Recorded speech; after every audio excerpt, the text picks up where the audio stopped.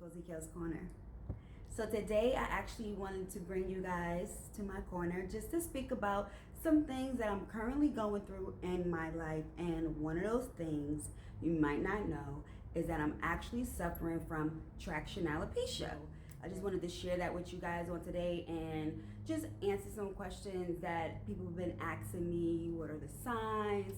How do I know I'm at risk? And like, how do I treat it? Or things that I'm actually currently actively doing right now to try to retract my hair from coming out. So I went to the dermatologist about 3 months ago and I found out that I was suffering from hair loss, but I didn't know. I just thought, some normal breakage that usually happens when you wash your hair or when you dry your hair, when you detangle, that breakage that you usually have, just thinking that it's normal. But then I'm realizing that I'm looking at other YouTubers, they doing twist outs in their hair, and my twist out is not coming out like that at all.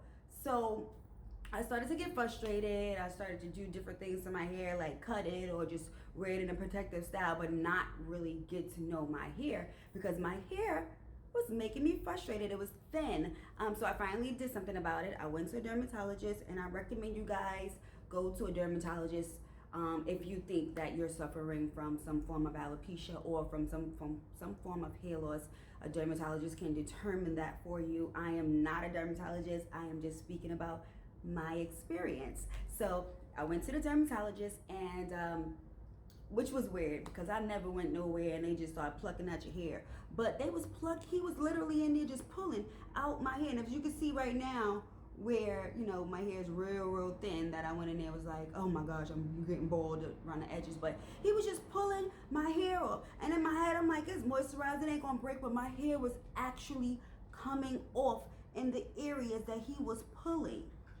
So that, I started to cry. I'm like, oh my gosh, my hair falling out. And he was like, no, it's traction alopecia. So in my head, I'm like, oh my gosh, I'm gonna get bald spots. And he's like, no, traction alopecia is actually a mild form of alopecia. That's when you suffer from breakage easily, and therefore you have thin hair because your hair is not growing all the way to the end. It's breaking off in between, and only a few hair strands is allowed to grow, which means this is so thin. Look at this.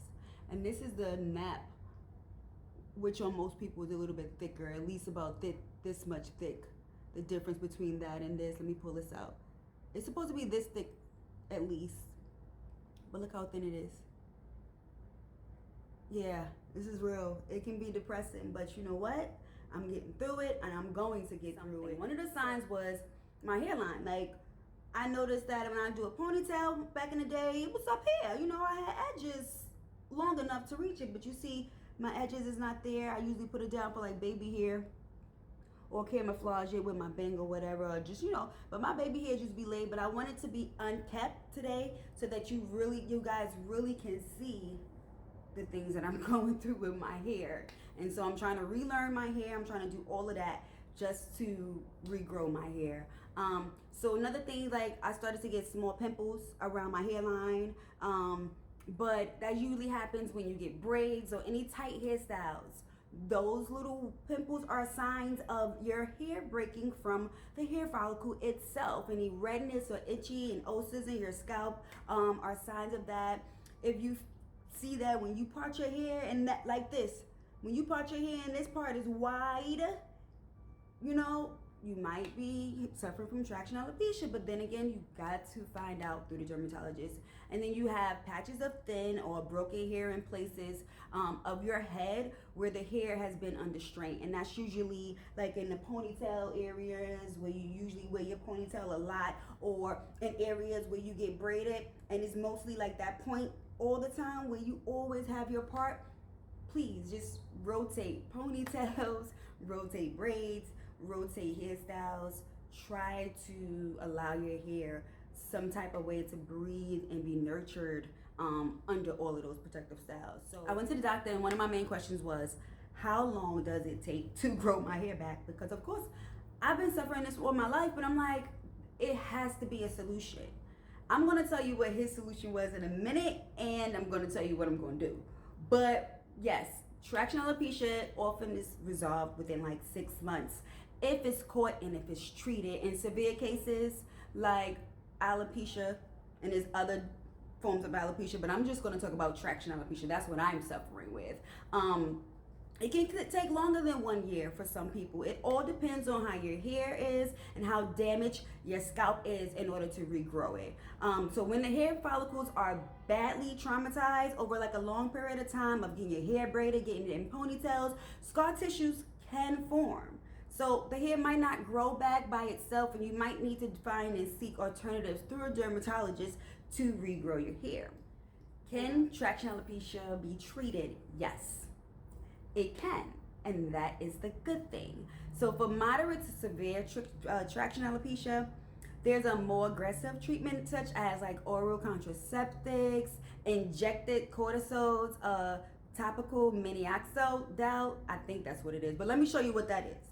For all you people want to know with the topical minoxidil, whatever it is that they want you to have, and that's usually when scarring is present.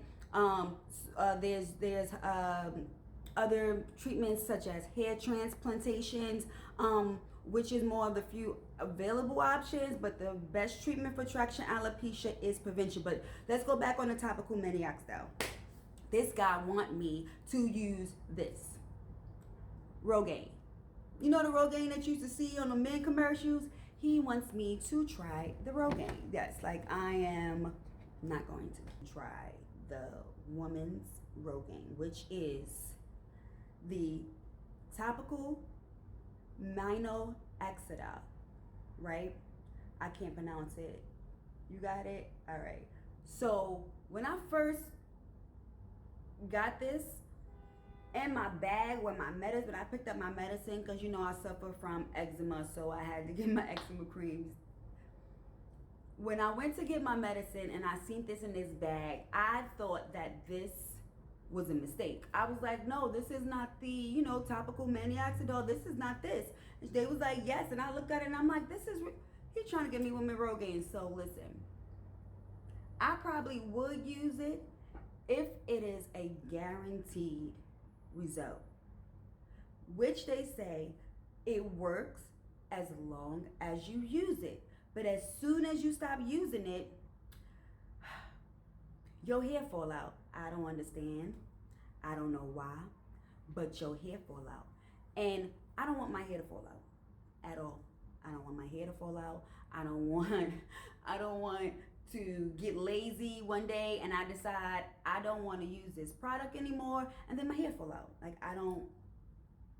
So I automatically said, nope, this is going in the trash. Best way to regrow your hair is to try to prevent it. So I am trying to take preventative measures to try to keep my hair healthy and growing evenly. By now I'm starting to do routine trimmings, because if my hair follicles and some of it is having more trouble than others to grow, I know that I probably will get that thicker look if my hair was even. So getting random trims, not random trims, getting routine trims, I think will help me prevent this from happening or slow it down just a little bit. But not only that, I'm taking other measures. So I went and purchased a couple of things, and this is recommended. Satin bonnets, right?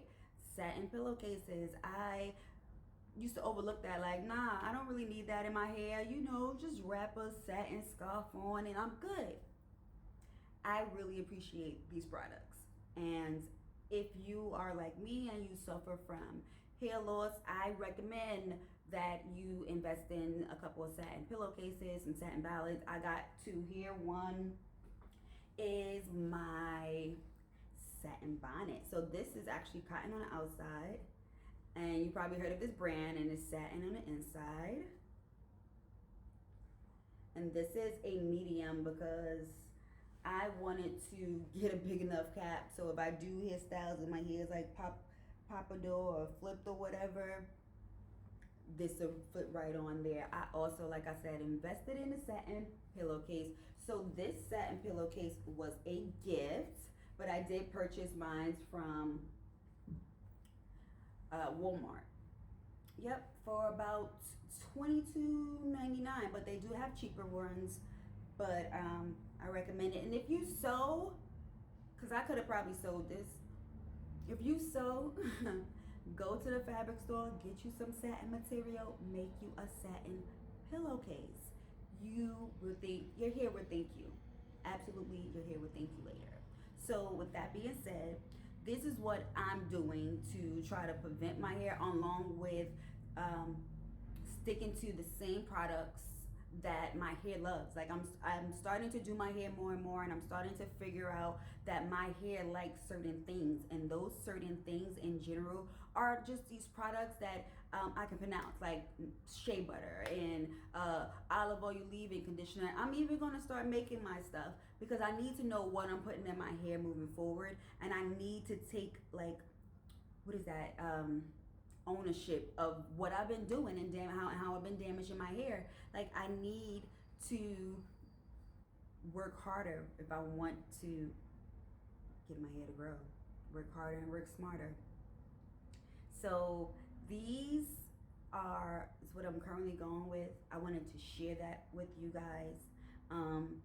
If you think that you are at risk for traction alopecia, like I said, I recommend you guys just go to a dermatologist. You never know what it is. You might think it's hereditary, and it just might not be, because no one else in my family that I know of suffer from this. Never opened up like this to you before, and I wanted to. So welcome to my corner, and I just thank you guys for tuning in to me and subbing to my channel. If you like the current hairstyle that I have, with baby hairs laid, follow my Instagram page. It's Lady Kels 0516. That's Lady with an I, Kels with a Z, 0516. And again, just thank you guys for watching. Stay tuned, subscribe, like, comment. Let me know more.